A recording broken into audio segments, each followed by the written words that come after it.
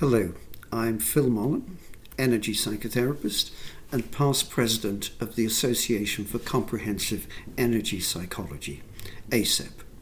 And this talk is about principles of psychoanalytic energy psychotherapy, or PEP for short. Now, PEP is not psychoanalysis, but it is informed by psychoanalysis. And the content that emerges during PEP is psychoanalytic. It is to do with childhood formative experiences, conflicts, fantasies, traumas, and childhood ways of thinking. However, in contrast to actual psychoanalysis, PEP does not work via the transference, and I'll explain more about that later. PEP is not a commercial brand. I'm putting out this video so that anyone with a working knowledge and skills in psychoanalysis and sufficient experience of energy psychology will be able to figure out how to work in this way if they wish to do so. I will try to situate PEP in relation both to psychoanalysis and energy psychology. Here's how my interest in this began. Working in a public mental health service many years ago, I found to my dismay that talk-based therapies were often not very helpful for people who have suffered severe trauma, and sometimes could even make matters worse. This set me off on a long-term search for alternative or additional ways of alleviating psychological suffering. Eventually, I found that the various methods of energy psychology were often surprisingly helpful and gentle, less hazardous than some other approaches, and could actually work at a deep level. And this is now supported by quite a lot of research. I found that sometimes a severe and persisting state of trauma-based distress could be permanently transformed in a single session. However, as a psychoanalyst, it was important for me to understand more about these phenomena and to integrate the work with my prior knowledge and skills, hence the development of psychoanalytic energy psychotherapy. And I did write a large book on this topic with that title, and also an earlier one comparing and linking energy methods with EMDR. So PEP is psychotherapy combined with the principles of energy psychology. These principles are well established and are taught, for example, on the current conferred diploma in energy psychotherapy, and also on the comprehensive energy psychology program of ACEP.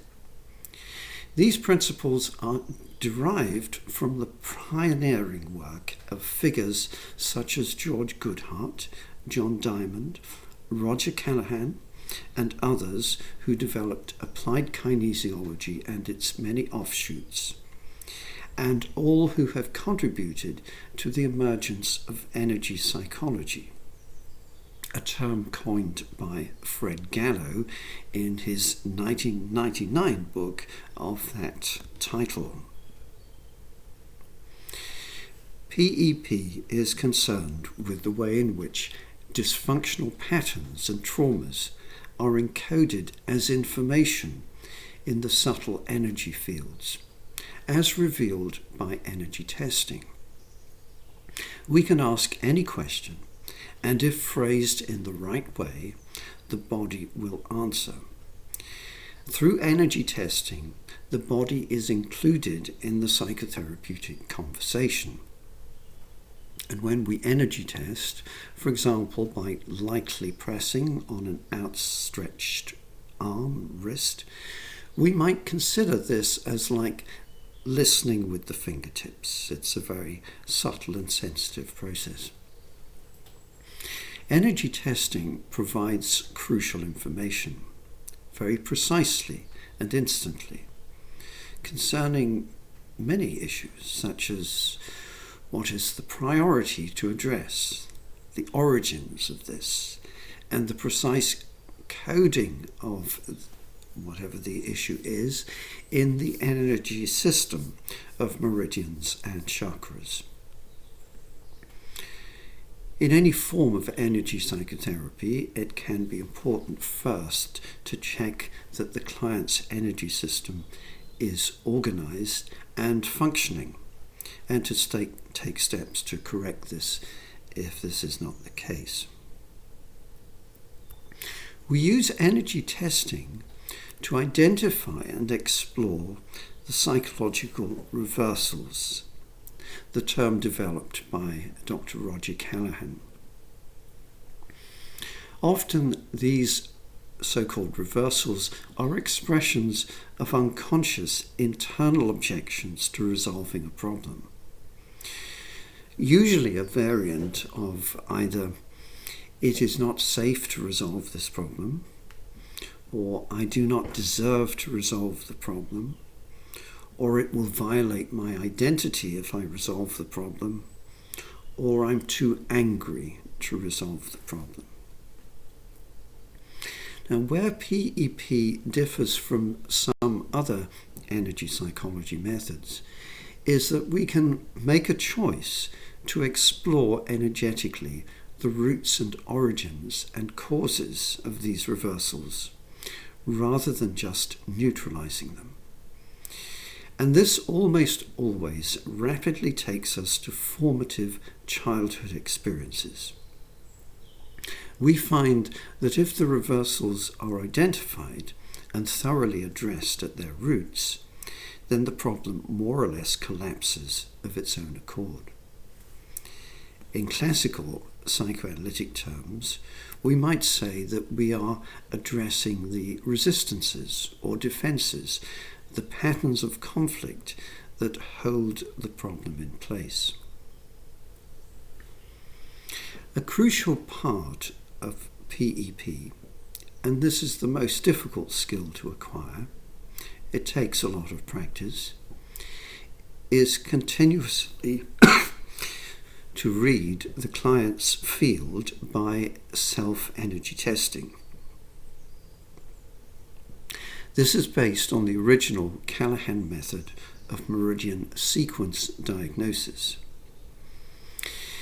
Now, the way this was originally done is that if the client tunes into a state of distress, then his or her arm will energy test weak.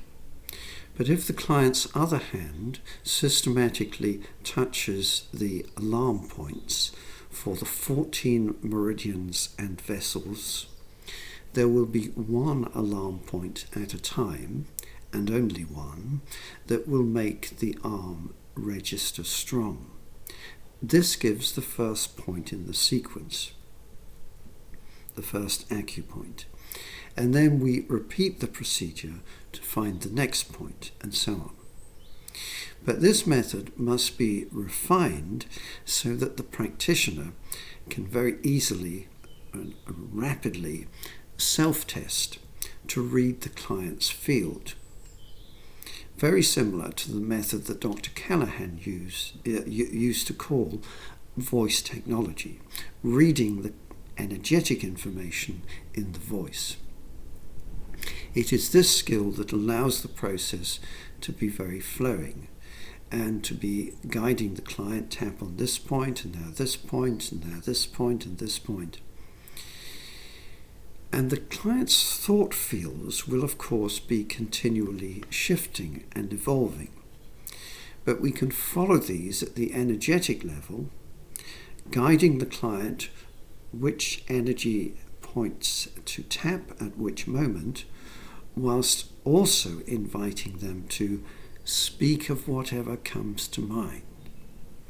So the client is tapping and speaking of whatever comes to mind. In that way, we allow the meridians to speak. And so we follow the client's free associations in both their psychological content of thoughts and memories and emotions, and also the somatic sensations, the sensations in the body, whilst also tracking the energetic information and clearing this. And it is a very flowing and dynamic process. So part of the beauty of PEP is that we're working with psychological, somatic, and energetic information concurrently. And we are facilitating the flow of both energy and information,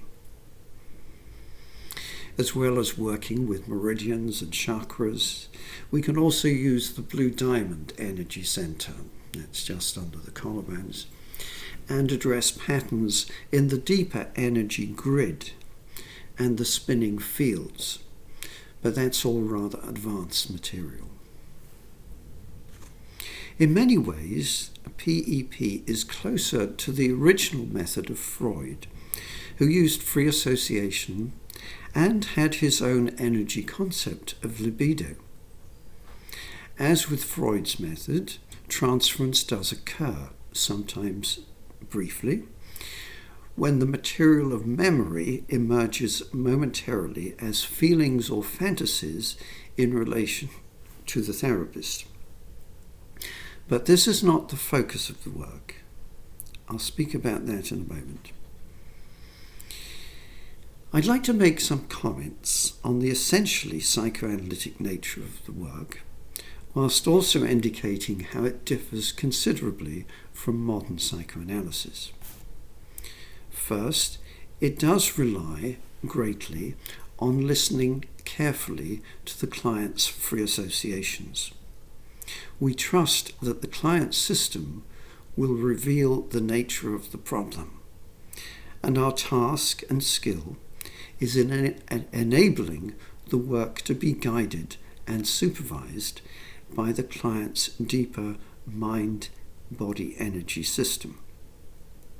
We must listen with a neutral stance, with what Freud called evenly suspended attention. Secondly, we're working with what is unconscious. The unconscious material is accessed by the two modalities of free association and energy testing.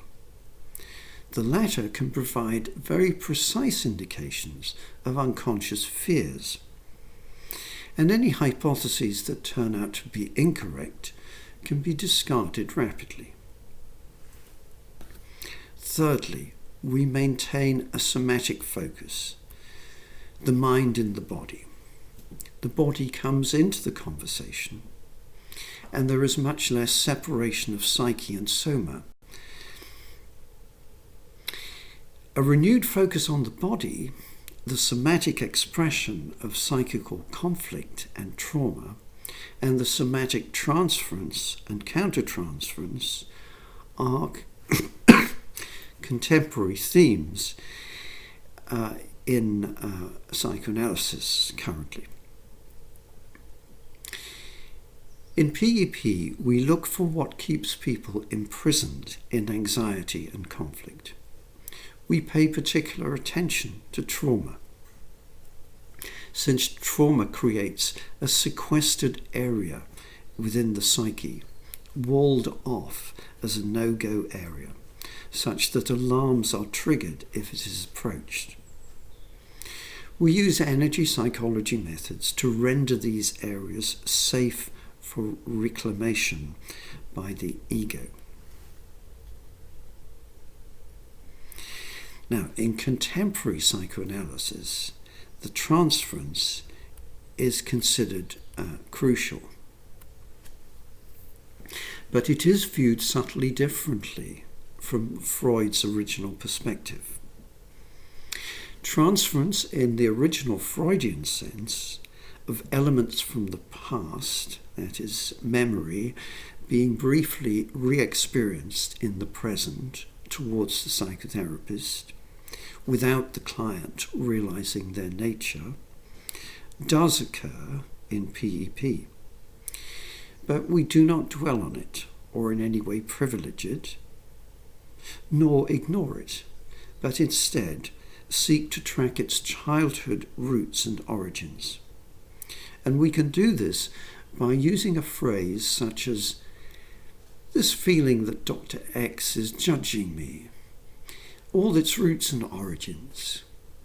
And then we follow the energetic information, the sequence of meridians found through energy testing, and inviting the client to speak of whatever comes to mind. In this way, we rapidly get to relevant childhood experiences. This differs, of course, markedly from modern psychoanalytic technique.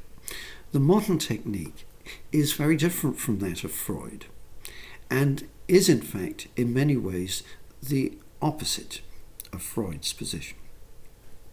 In this modern technique, the relationship with the therapist is taken as the basic material.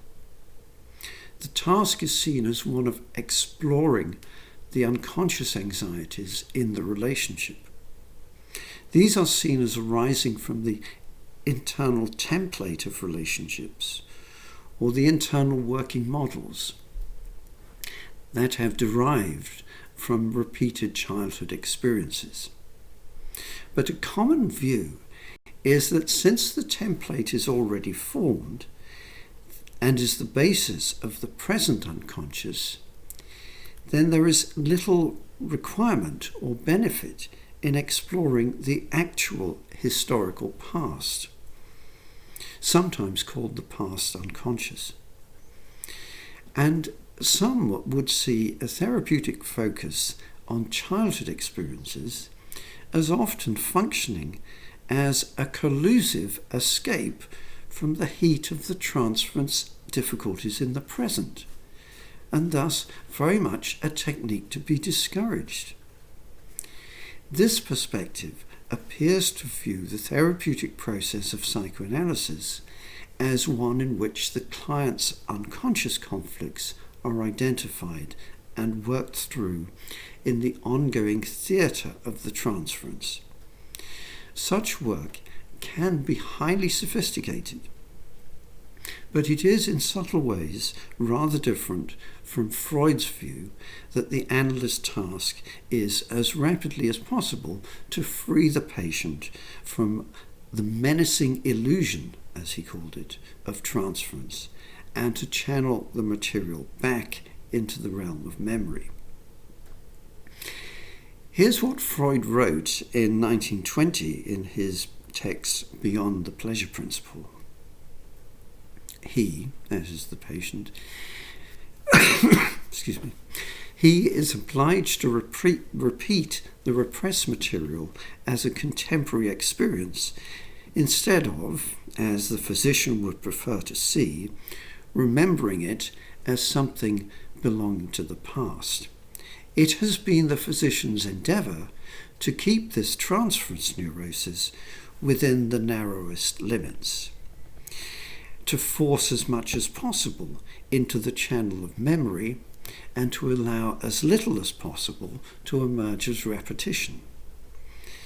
So Freud did not want to encourage transference. And in 1940, in his final text, An Outline of Psychoanalysis, he wrote, "The danger of these states of transference evidently lies in the patient's misunderstanding their nature and taking them for fresh, real experiences instead of reflections of the past. It is the analyst's task constantly to tear the patient out of his menacing illusion and to show him again and again that what he takes to be new, real life is a reflection of the past."